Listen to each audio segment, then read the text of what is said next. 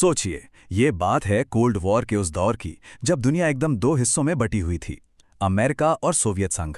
और इस दुश्मनी का सबसे बड़ा अखाड़ा था बर्लिन शहर। बस इसी तनाव भरे माहौल में एक ऐसी पार्टनरशिप की कहानी शुरू होती है जिसकी किसी ने कल्पना भी नहीं की थी।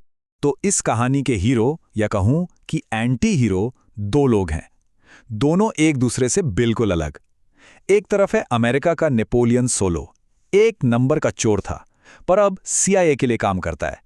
स्टाइल, चार्म और नए नए गैजेट्स, यही उसके हथियार हैं। और दूसरी तरफ है रूस का इलिया कुरियाकिन, KGB का सबसे खतरनाक एजेंट, जो बात कम और हाथ पैर ज्यादा चलाता है। गुस्सा और जबरदस्त ताकत उसकी पहचान है।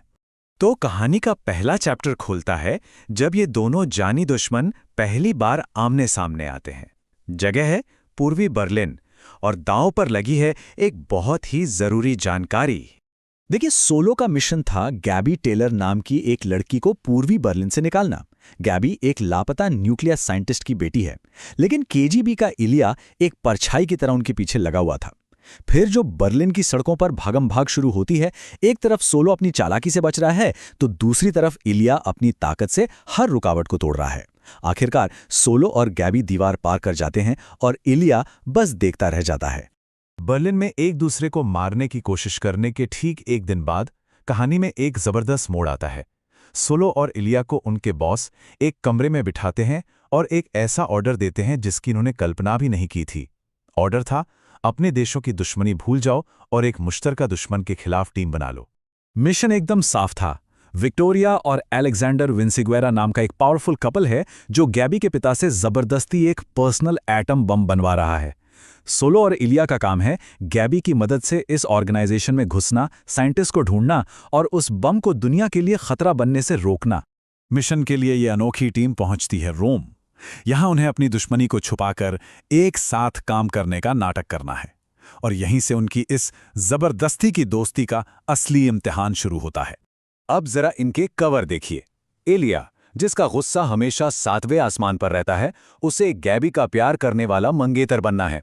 और सोलो, जिसे अकेले काम करने की आदत है, उसे एक एंटीक डीलर बनकर विक्टोरिया को अपने जाल में फंसाना है। ये सिचुएशन शुरू से ही दोनों के बीच टेंशन पैदा कर देती है। भरोसा वो तो दूर दूर तक नहीं था। रोम पहुंचते ही दोनों एक दूसरे के कमरों में जासूसी के लिए बग्स लगा देते हैं, और जब ये पकड़े जाते हैं तो सोलो बड़े मजाकिया अंदाज में इलिया को चिढ़ाता है, ये अमेरिकी टेक्नोलॉजी है, मेरा खिलौना मत तोड़ना। पार्टी में भी दोनों का स्टाइल एकदम अलग है। सोलो जानबूझकर एक छोटी मोटी लड़ाई मोल लेता है ताकि विक्टोरिया की नज़र उस पर पड़े। दूसरी तरफ इलिया वॉशरूम में कुछ लोगों से भिड़ जाता है, और उसका गुस्सा इतना बढ़ जाता है कि उनका पूरा कवर लगभग उड़ी गया था। जैसे जैसे मिशन आगे बढ़ता है, मामला और भी पेचीदा होता जाता है। टीम को एक फैक्ट्री में घुसपैठ करनी है, लेकिन हर कदम पर खतरा, धोखा और सरप्राइज उनका इंतजार कर रहे हैं। विंसिगुएरा के फैक्ट्री में घुसने की बारी आती है, और यहां भी इनकी कंपटीशन देखने लायक है। सोलो अपना अमेरिकन वायर कटर निकालता है, तो इलिया एक पावरफुल रशियन लेजर से सेकंडों में बाड़ में एक बड़ा सा छेद कर देता है। Score Russia 1, America 0। और ये सीन तो सोलो के कैरेक्टर को पूरी तरह से दिखा देता है। फैक्ट्री से भागते हुए वे एक नाव में दुश्मनों से घिर जाते हैं। सोलो चुपके से नाव से कूद जाता है, किनारे पर एक ट्रक रोकता है और ड्राइवर का सैंडविच खाते हुए बड़े आराम से देखता है कि कैसे इलिया अकेला अपनी जान बचाने के लिए लड़ रहा है। और ठीक इसी वक्त कहानी में आता है एक जबरदस्त ट्विस्ट। इलिया दूर से गैबी और उसके अंकल रूडी की मुलाकात देख रहा होता है, और वो सुनता है कि गैबी उनके पूरे मिशन के बारे में सब कुछ बता रही है। सवाल ये है कि क्या गैबी ने वाकई उन्हें धोखा दे दिया? गैबी के धोखे का शक होते ही सोलो भी विक्टोरिया के जाल में फंस जाता है।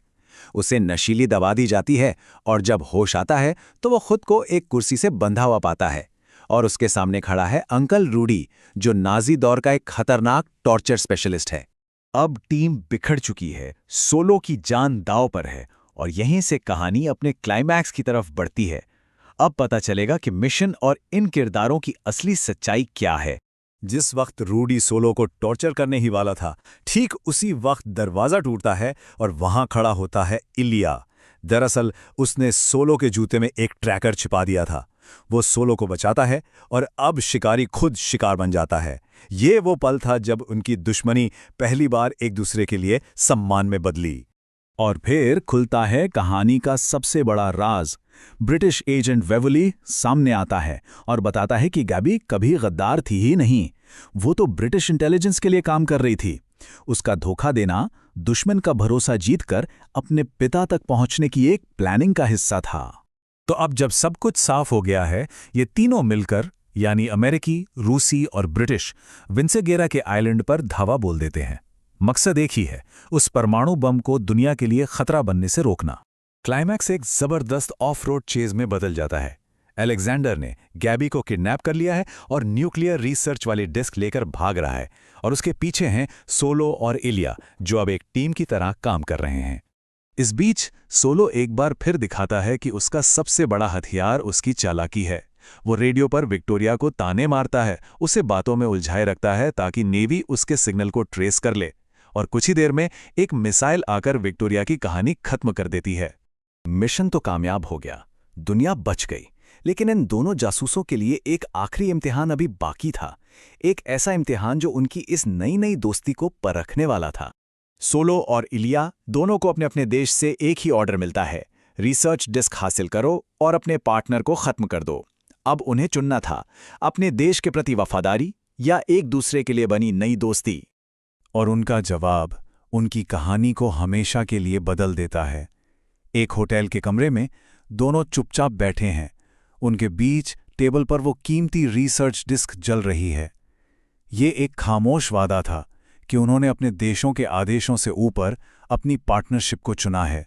ठीक उसी वक्त एजेंट वेवली आता है और बताता है कि ये उनका आखिरी टेस्ट था। अब वे एक नई इंटरनेशनल टीम का हिस्सा हैं जिसका नाम है United network command for law and enforcement. एक अमेरिकी और एक रूसी जो कभी दुश्मन थे, अब पार्टनर